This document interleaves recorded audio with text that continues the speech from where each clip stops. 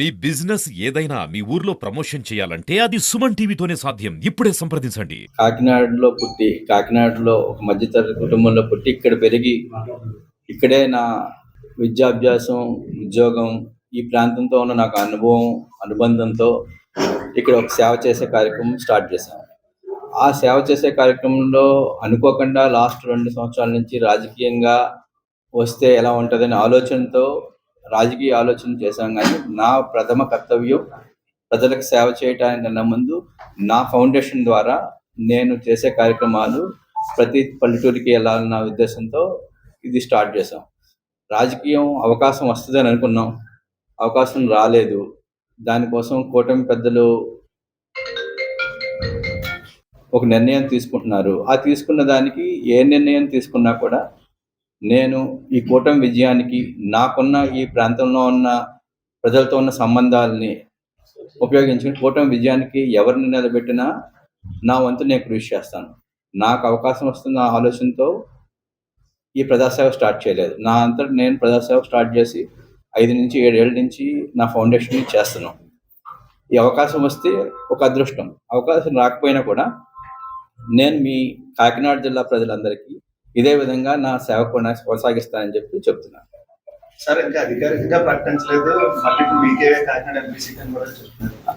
అటువంటిది ఏమి నాకు ఇన్ఫర్మేషన్ ఏం లేదండి. కాకినాడ ఎంపీ సీట్ నాదని ఇప్పుడు దాకా నేను కూటమి నుంచి జనసేన తెలుగుదేశం రెండిట్లో దేంట్లో అయినా అని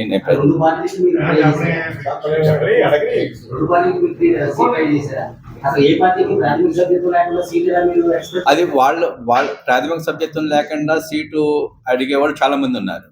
అయితే నేను నా ప్రజాసేవ నా లోకల్ ఇప్పుడు దాకా కాకినాడలో ఉన్న ఎవరు పోటీ చేసినా పేర్లు చెప్పి నేను చెప్పక్కర్లేదు, ఏ పార్టీ వాళ్ళని కూడా చెప్పక్కర్లేదు, నాన్ లోకలే. ఒకప్పుడు పలనరాజు గారు లోకల్ అయి ఉండొచ్చు, తర్వాత ఎవరు పోటీ చేసినా నాన్ లోకలే. నాకేంటంటే నాకు ఈ ప్రాంతంతో అనుబంధం ఉంది కాబట్టి నాకు అవకాశం వస్తుందని చెప్పేసి నేను అనుకున్నాను. వాళ్ళ పార్టీ వాళ్ళు కూడా నా సేవలు ఉపయోగించుకున్నారు.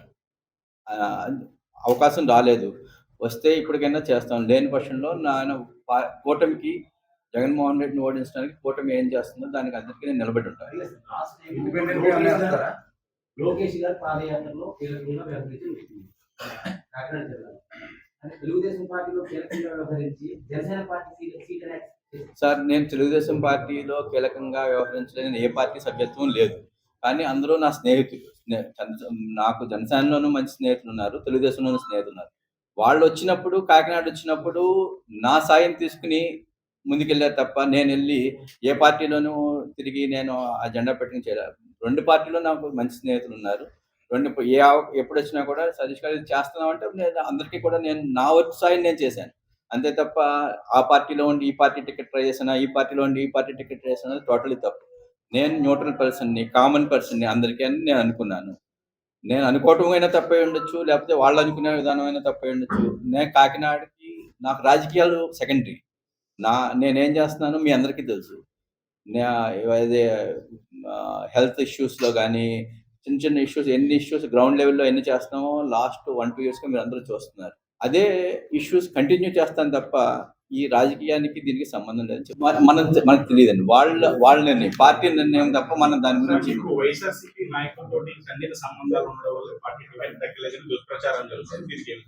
స్నేహితులు అయితే అన్ని చోట్ల ఉన్నారు, అన్ని పార్టీలు ఉన్నారు. అలా అని దానివల్ల టికెట్ రాలేదు అన్నది నేను అనుకోను. ఎందుకంటే యాక్చువల్గా అందరూ స్నేహితులు, అందరూ ఫ్రెండ్స్ ఉన్నారు. ఇప్పుడు ఒక్కొక్కళ్ళు ఒక రకంగా అనుకోవచ్చు టికెట్ ఎందుకు రాలేదని. వాళ్ళ నిర్ణయం. ఈరోజు సతీష్ సూట్ అవడని అనుకున్నారేమో, రేపు పొద్దున సూట్ అవుతాడని అనుకుంటారేమో, తెలియదు కదా నాకు. అటువంటిది ఏం లేదు. నన్ను ఎవరు వాడుకుని వదిలేదు.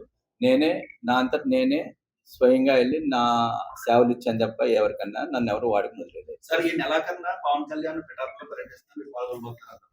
తప్పనిసరిగా సార్ పవన్ కళ్యాణ్ గారు పిలిచి నువ్వు ఈ పని చేయి అంటే 100% నేను ఈ కూటమి ఎవరు చెప్పినా కూడా పనిచేస్తాను.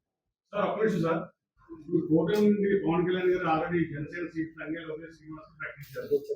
సో ఇంకా మీరు ఏమైనా హోప్స్ ఉన్నాయా, నాకు వస్తాయన్నా ఆశ?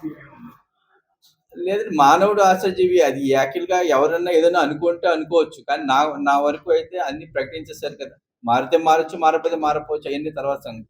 యాక్చువల్‌గా నేనైతే దాని మీద హోప్ పెట్టుకొని ఇప్పుడు రావట్లేదు. నేను మామూలుగా ప్రజాసేవ చేస్తాను. అదే కళ్యాణ్ గారు పిలిచి ఇతనికే చేయండి అని చెప్పి పవన్ కళ్యాణ్ గారు ఇది చేయండి అంటే అతను చేయడానికి నేను రెడీగా ఉన్నాను. నేనేమి వ్యతిరేకించి నేను ఏదో ఇండిపెండెంట్‌గా ఎయ్యాలి లేకపోతే ఇదని అంటే అందరూ శ్రేయోభిలాషులు అందరూ ఇండిపెండెంట్‌గా ఏయమన్నారు. నాకు ఈ కూటమికి వ్యతిరేకంగా ఏది చేయాలని ఉద్దేశం లేదు. టీడీపీ ఎమ్మెల్యే అభ్యర్థులు మీకు మద్దతు ఇస్తున్నారు. ఇప్పటికి కూడా మీరైతే బాగుంటారని అనుకుంటున్నారు. నిజమంటారా? టీడీపీ అభ్యర్థులు.